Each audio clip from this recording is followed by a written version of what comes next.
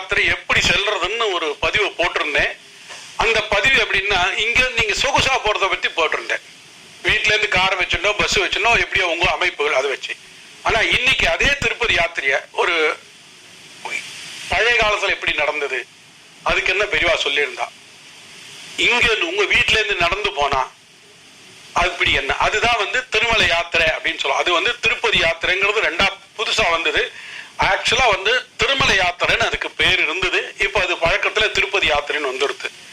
திருமலையை நோக்கிதான் அன்னைக்கு காலத்துல எல்லாமே பாத யாத்திரா. இன்னைக்கும் நிறைய கோடானு கோடி பேர் புரட்டாசி மாசம் உண்டா, அப்பப்ப எப்போ முடியுமோ அவ போயிட்டு தான் இருக்கா. முடிஞ்சவா செருப்பு இல்லாம போறா, முடியாதவா இன்னைக்கு கட்டாயத்துல இருக்காங்க, செருப்போட போட்டு இருக்காங்க. அது 2 நாள்ல 3 நாள்ல அவ உடல் தகுதியோ எல்லாத்துக்கும் மேல திருவேங்கடமான அனுகிரகம் எப்படி இருக்கோ அப்படி அவ போய் சேர்ந்துடுறான். அழகா போய் தரிசனம் பண்ணிட்டு வந்துடுறான். இது எப்படி நினைச்ச மாத்திரத்துக்கு நடக்குதா, நினைச்சா உடனே கிளம்ப முடியும்? கண்டிப்பா கிடையாது. அவன் என்னைக்கு ஷெட்யூல் போட்டு தரானோ அன்னைக்குதான் நம்ம போகணும். அவன் நினைப்பான் இன்னைக்கு இந்த குரூப் இன்னைக்கு நம்மளை பார்க்க வரட்டும் அப்படின்னு. அன்னைக்குதான் நம்ம கும்பலே சேர முடியும். ஏன்னா சொல்றவன் ஒருத்தன், நடக்கிறவன் ஒருத்தனா இருப்பான். ஒருத்தன் பந்தவா சொல்லுவான் நான் வந்துடுவேன், ஆனா அவன் வந்திருக்கவே மாட்டான் யாத்திரைக்கு. அதெல்லாம் அவன் நிச்சயம் பண்ணணும். திருவேங்கடையான் இந்த குரூப் என்ன பார்க்க வரப்போறது, நடந்தே வரப்போறது அப்படின்னு. இந்த திருவேங்கடையான் யாத்திரை தயவு செய்து உங்க எல்லாரும் பிரார்த்திக்கிறேன், உங்களுக்கு முன்னாடி யாரான அந்த மாதிரி யாத்திரை பண்ணா அவளுக்கு முடிஞ்ச உபகாரத்தை நீங்க இரக்கத்தோட பக்தியோட செய்யுங்க. சில பேர் வயிற்று தூக்க முடியாத இருப்பா, அவ நடக்கட்டும், அவ பைய கொஞ்ச நேரம் நீங்க சுமக்கலாம், ரொம்ப விசேஷம். அவ பைய மாமா நான் பைய கொஞ்சம் தூரம் நடந்துன்னு வரேன். அவ சில பேர் ஒத்துக்க மாட்டா, சில பேர் அவன் கொஞ்சம் நான் ஃப்ரீயா நடக்கிறேன்பா கொஞ்சம் தூரம், நீங்க பக்கத்துலேயே வண்டியில போனாலும் பரவாயில்ல நடந்து போனா. இந்த மாதிரி ஏதாவது ஒரு இது வசத்தியான யாத்திரை பலன். அவ நடக்கிறவா உங்களுக்கு யாத்திரை பலன் கிடைக்கும். அதே போல அவளுக்கு தாக சாந்தி கொடுக்கறது, பாட்டில தீர்த்தம், இல்லைன்னா பிஸ்கட், இல்லைன்னா குளுக்கோஸ், என்ன நம்மளால முடியுமோ அந்த யாத்திரை நடக்கிற அவளுக்கு பாத யாத்திரையா போறாள் அவளுக்கு கொடுக்கணும். இந்த யாத்திரை நீங்க இங்கேருந்து கிளம்பி படியேறி மேல போகணும். போற வழியில சில பேர் சில கோயிலை பார்த்துட்டு போவா, சில பேர் எங்கேயும் போக மாட்டா, நேர திருமலைக்கு தான் போவா, ஸ்ட்ரைட்டா மலைக்கு தான் போவா. இந்த பக்கத்துல ஏதான சில பேர் நடுவில் சத்திரங்கள்ல தங்கி இலப்பாரி அப்படி போறது உண்டு. அந்த மாதிரி தங்கி இலப்பாறவாளுக்கு உங்களால முடிஞ்ச இல்ல நடக்கிறவாளுக்கு விசிறி வாங்கி கொடுக்கறது ஏதாவது ஒண்ணு செய்யுங்க. அது ஏற்கனவே நான் உங்ககிட்ட சொல்லிட்டேன், முடிஞ்சதை செய்யுங்க. அவ இப்ப நடக்கிறவாளுக்கு நம்ம என்ன சொல்ல முடியும், கோவிந்த நாமத்தை தவிர வேற துணை கிடையாது. கோவிந்த நாமம் அலைமேல் மங்காவை நினைச்சுட்டே நடங்கோ, காலுக்கு தெம்பும் மனசுக்கும் உற்சாகம் தானா கிடைக்கும். நீங்க படியேறி போறீங்க, நடக்கும் போது ஒரு விதம், படியேறும் போது ஒரு விதம், உங்களுக்கு உடல்நிலை மாறும். ரோட்ல நடக்கிறீங்க, ஆனா படியேறும் போது அந்த உற்சாகம் இருக்காது, கொஞ்சம் ஜாஸ்தியா இருக்கும். ஆனால் உங்களுக்கு தெய்வ அனுகிரகத்தால அந்த மலையில இருக்கிற மூலிகைகள் உங்களுக்கு உற்சாகத்தை கொடுத்துடும். நீங்க ரோட்ல நடந்ததோட படி வேகமா ஏறுகள். அது எதனால? உங்க உடம்பா? கண்டிப்பா கிடையாது. திருவேங்கடையான் அந்த பச்சளை மூலிகையில மருந்தா உங்க உடம்புல பாயிறான். ஒவ்வொரு உடம்புலையும் ஒவ்வொரு நாடி நரம்புலையும் பாய்வான். உங்களால சாதாரணமா நடந்தாலும் கூட உங்களுக்கு கொஞ்சம் ஈஸியா இருக்கும். ஏன்னா கால் நடந்து நடந்து உங்களுக்கு ஃப்ரீ ஆயிடும், தூக்கி வச்சா போருன்ற மாதிரி ஆயிடும். அது மாதிரி நடக்கிறீங்க, நல்லா தைரியமா நடங்க. அதே போல ஆதார நியமனத்தோட வச்சுக்கோங்க.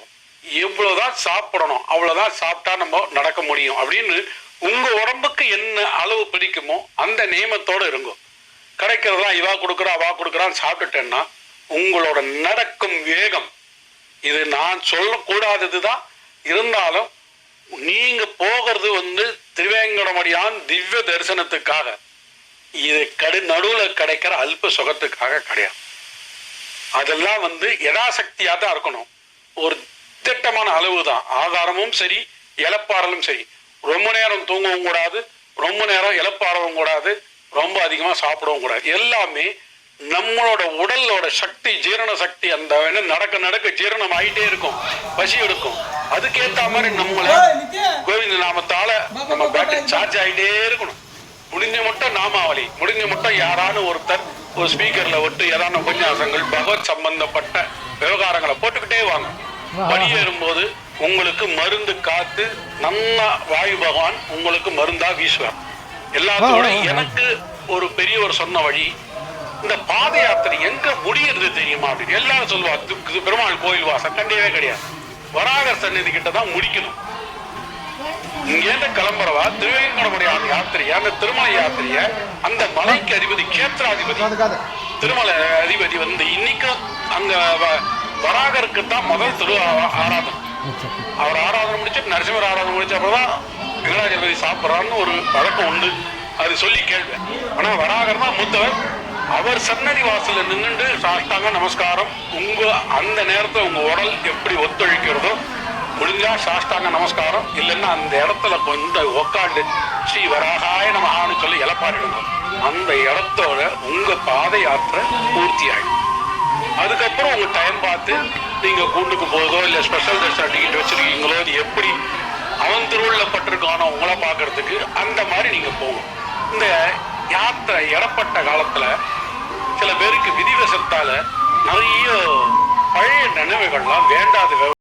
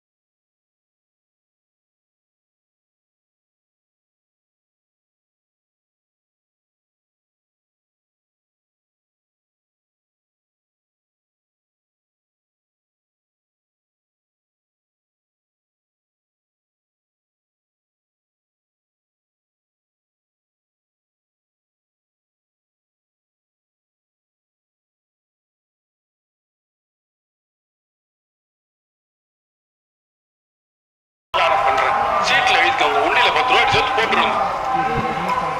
இத்தனையும் பிரார்த்தனை நடப்பா மறந்துடுவேன், அதனால உங்ககிட்ட போட்டுரு. அந்த இடத்துல முடிச்சுடுங்க. நீங்க நடைப்பட்ட காலத்துல அவன் திருநாமத்தை உண்டி சொல்லி பாருங்க. உங்களுக்கு கிடைக்கிற தரிசனமே வேற மாதிரி இருக்கும். இல்லைன்னா ஜர்கண்டில உங்களுக்கு எங்க பார்த்தீங்கன்னா உங்களுக்கு தெரியாது தள்ளி விட்டுருவான். அவன் நினைக்கணும் உங்களை 2 நிமிஷம் நான் பார்க்கணும். நீங்க அவனை பார்க்கறது இல்லை, அவன் உங்களை பார்க்கணும். அதுதான் நீங்க வராக பெருமாளோட துணை கொண்டு பார்த்தீங்கன்னா. ஏன்னா